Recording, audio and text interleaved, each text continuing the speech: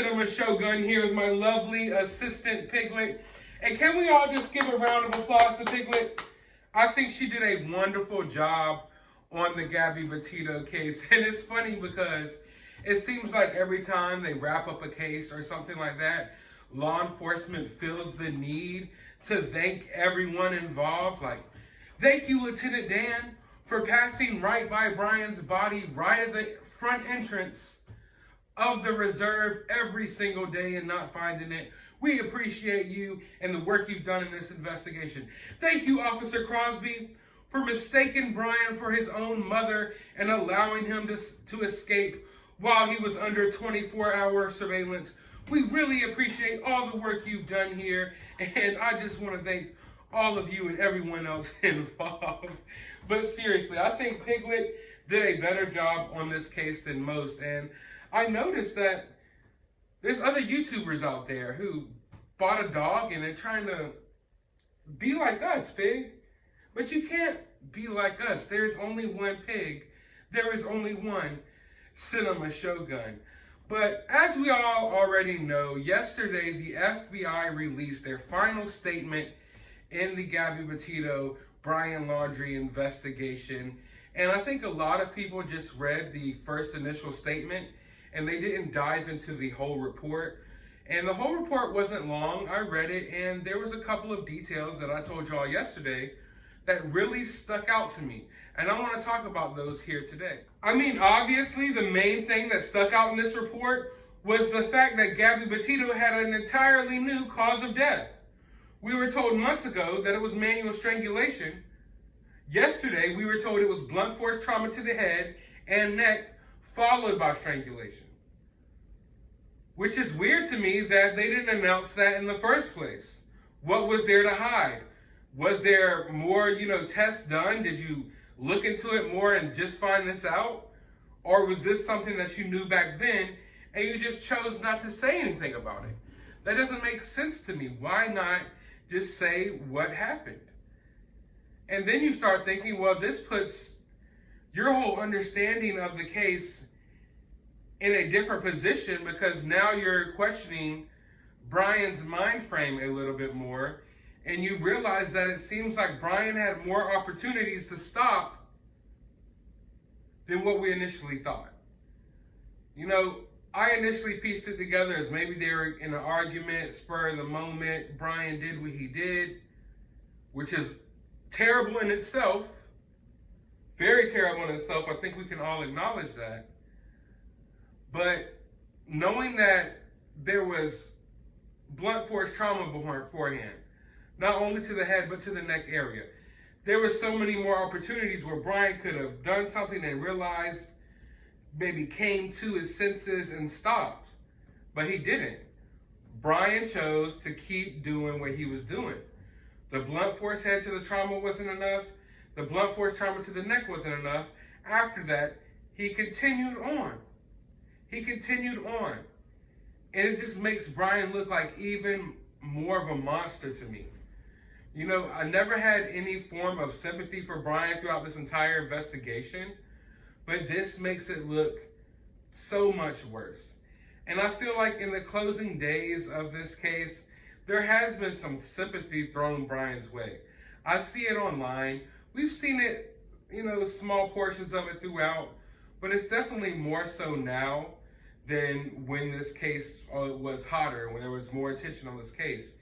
It seems like now there's a little more sympathy thrown Brian's way, a little more of this was a tragic case about 2 young lives lost, where I don't view it as that. I view this as a tragic case about 1 life lost and another person who was just entirely crazy to do what he did. And I think Piglet views it the same way. I think so for sure. And I think she's happy that we finally got some closure from this. It probably put an emotional toll on my big Piglet as well. Poor Piglet. You okay? It was a tough case. Such a tough case for you. I know it. It's okay, Pig. On to the next one now. But yeah, don't think that I don't notice that there's an imposter out there who tried to purchase a dog and is trying to be like me with their dog. They will never replace us. But back to this story. Like I said, it makes me reevaluate how I place this whole situation together. And the weirdest part about it to me is the fact that literally for months, there was this person messaging me. They had no profile picture, no post, no friends. It was like this ghost account. And they would message me like probably about once or twice a week. I would say overall, I probably got up to like 7 or 8 messages from this person. And they kept telling me in the messages, and I never replied. And I never brought this information here because I try to bring nothing but factual information here and not speculation. But they kept telling me there was blunt force trauma to the head as well. And they kept trying to get that point across to me, that there was blunt force trauma to the head and that they're not talking about it. And they kept messaging me that. And I was like, man, that's kind of weird. How would you know this? Why would you know this? And why are you going so hard to try to let me know this? You know what I'm saying? And they just kept trying to hammer that fact to me like, that was not just the only cause of death. There was blunt force trauma to the head. And they mentioned something about a rock. And I don't want to go into too deep of details here. But now, like, that we got this information yesterday, now I'm sitting here wondering, like, who in the hell was that person? Who was that person messaging me? Were they in some way involved with this case and they had some inside information? Because this person was going hard. They were going hard to try to get that information across to me. Like the only thing they were focused on in all of their messages, even though some of them would be like a paragraph long, was trying to hammer the fact to me that there was blunt force trauma to the head. And it wasn't just strangulation.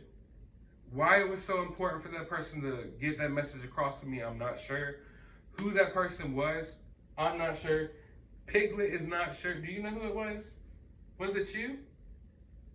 It was you all along, wasn't it? It was you all the freaking long. Caught her. But seriously though, it was weird because they kept trying to hammer that point to me, and now I'm wondering like, what? How did that person know that?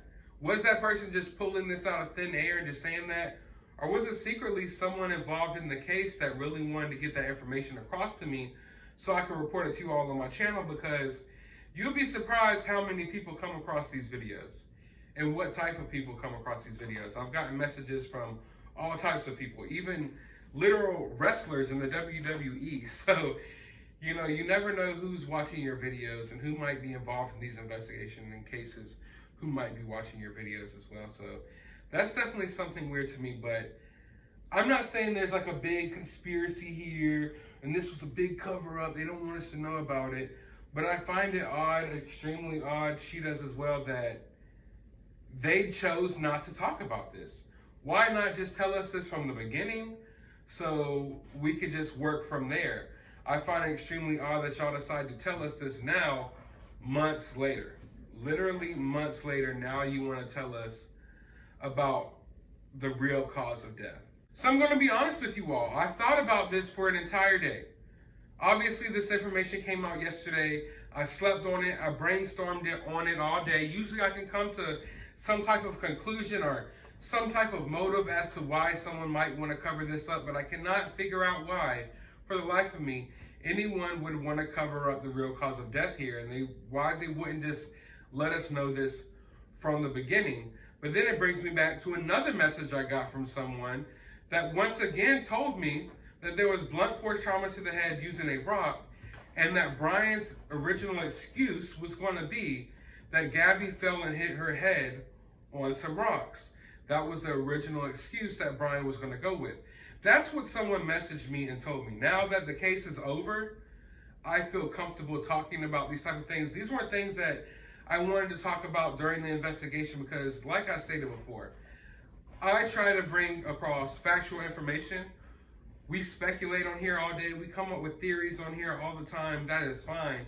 But when it comes to me running across information to you all, I try to vet that information and make sure that I'm giving y'all as factual information as possible. I don't just go online like, oh, this person messaged me some random shit. Let me go tell 100,000 people about it. I don't do that. I know a lot of the bigger channels that covered this case were doing that. They were literally just taking whatever DM they got, whatever picture someone sent them, and they were just putting it out there on the internet as if it was factual. I was very careful not to do that. But now, in retrospect, now that the case is over, I do look back on some of these messages, and they seem rather questionable, and I'm wondering who they came from. And it was like, the messages didn't mean anything at the time, but now that we know, like, oh, well, here's this whole new cause of death. Now those messages are definitely sticking out to me. So I just want to talk about that with all of you, and I want to know from you all. Help me here. Why would they not mention this in the beginning? Why would they not mention this in the beginning? I really don't understand why. Other than maybe if they thought Brian was still alive and they already assumed that Brian would try to use this excuse about her falling on her head and hitting a rock, maybe they didn't want to talk about that in the initial report because maybe it would come up in court. I don't know. I just can't figure out why they did not say that from the beginning. So let me know your thoughts down in the comments below. While you're down there, hit that thumbs up button, hit that subscribe button, ring that notification bell. I did just launch a members only section. Join the channel today and get exclusive access to exclusive members only videos. You never know, you might see Piglet and Yamcha on those videos as well. But as always, find some time out of your day to go watch a movie.